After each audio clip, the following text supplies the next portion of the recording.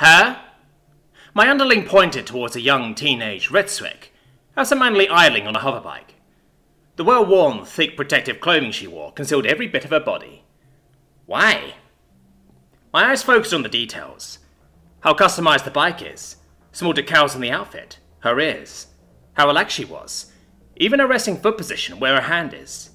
She has a small body. She isn't paying too much attention to her surroundings. We can easily take her, box her in if we are prepared enough. I shook my head. Wrong. Look again. Pay attention. Small body? She has a cauliflower ear, probably does wrestling or other contact sports. Besides, the bike and her jacket inform me that she loves riding the thing around, perhaps a rowdier type of girl, but also the type to work on her own rig. While it's true we could box her in with enough preparation, the way she has her hand mounted, she is actually already set to drive off at a moment's notice. She is not a fool, and she can kick your ass. Guess lowered his head. Ah, I see. I patted the boy's head. Don't worry too much. This is a learning experience. Now, try again. The fledgling observed his surroundings once more, attempting to analyze targets. While he did so, I performed my own inspection, and noticed the amount of people who were just living life, casually going about their day, and not caring about active self-protection because of the world they are familiar with. The boy finally made a decision. The human sitting over at the cafe. I glanced over to where he pointed. Ah, that's James. Yeah, no, you'll die. I didn't need to see any further details. Huh? Why? As I was about to explain, I noticed two men approaching him from afar. From their body language, it was obvious what was about to go down. I excitedly jumped out of my seat. Observe! The person in question was seated with his back to the wall, and his view completely unobstructed.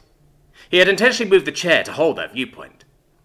His skin was unusual, consisting of mostly skin grafts and scar tissue from where he got hit by white phosphorus. At rest, he had rampant twitching and jerking motions. Even at the distance the two men were at, James snapped his head towards them, but only within his peripheral sights. He took a deep breath, then began to casually get out of his chair, prompting the two men to quicken their pace. The two men started to move further away from each other to get the human from two separate angles. It was too late. James stood squarely, facing them. Even with his everlasting gloomy expression and non-existent presence, his intent was clear as day. Just as the two offenders were reaching down to their holstered firearms, James proved to be faster. In a singular, smooth motion, his left hand reached underneath his long, baggy shirt, while his right hand crossed over his body. Bang! The man's hands calmly dropped to his sides. He began to walk away, as two men suddenly collapsed in the street. In spite of only one gunshot being heard, in reality he had shot twice. The two bullet holes for his shirt and the trailing smoke leaking out were proof. Even as he walked off, his breathing became ragged, and hands twitched heavily, forcing him to clench his hands repeatedly to stabilize them. People around them didn't realize what just happened. All they knew were two different men dropped down to the ground after a loud sound popped off. Two men who were bleeding from their necks, their firearms still latched into their holsters. By the time first aid was administered, and emergency services were called, James disappeared swiftly. What was that? I patted Gears' shoulder. That, my boy, is a demonstration that some people are not what they seem. It happens. I can understand why you would pick him. His raggedy clothing makes him look like a homeless person. His expressions give off the impression of a man with crippling depression, and his constant shaking appears to be anxiety or drugs. Aside from the fact he sat in a good position, and he was always alert, however, that last part is not so obvious. He has more tellings of a future victim than a menace. The boy glanced between the two fallen men, whose bodies crossed a distance of 8 feet with heavy civilian interference. Would you have fallen for his appearance? I clicked my tongue and wrapped my arm around the boy's shoulder. My boy, fuck no I won't. It just so happens I know that man, James Eagleburger. He is an absolute monster, holding the galactic record for shooting from the draw at .16 seconds.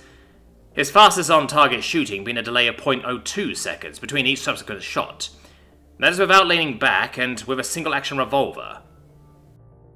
My under-instruct stared at me flabbergasted. How is that even possible? I don't think my reflexes are that fast. I nodded my head in response and released him. Relatively speaking, you're correct. He actually can shoot faster than you can blink. Isn't that right, James? The man himself suddenly stood behind the two of us, placing a hand on Guess's shoulder. The young lad screeched in terror and fell over from his seat. I laughed at his expense and patted James's chest. Hey James, long time no see. The gloomy-faced man rapidly darted his eyes between my protege and I. Hey Billy, been a while, saw you earlier, saying hi. His rapid-fire way of talking got Gus to stand up faster. Wait, say that again. James eyed my boy up and down. That again. The boy stared at me, his eyes pleading for assistance. You get used to it. Just be lucky he structures his sentences to be heard better. I went to Gez's side. Anyhow, James, this is Gez. I'm currently babysitting him and teaching him life lessons. The man with scars offered a twitching hand to him. When the boy touched his hand, he retreated back like he had been electrocuted. His eyes widened in surprise. He has no body heat. James's eyes twitched between us again before landing back on me. Awful babysitter, come with, talk, my treat. I chuckled. You heard the man. You want free food and a story from Uncle Rusk and Uncle Eagleburger?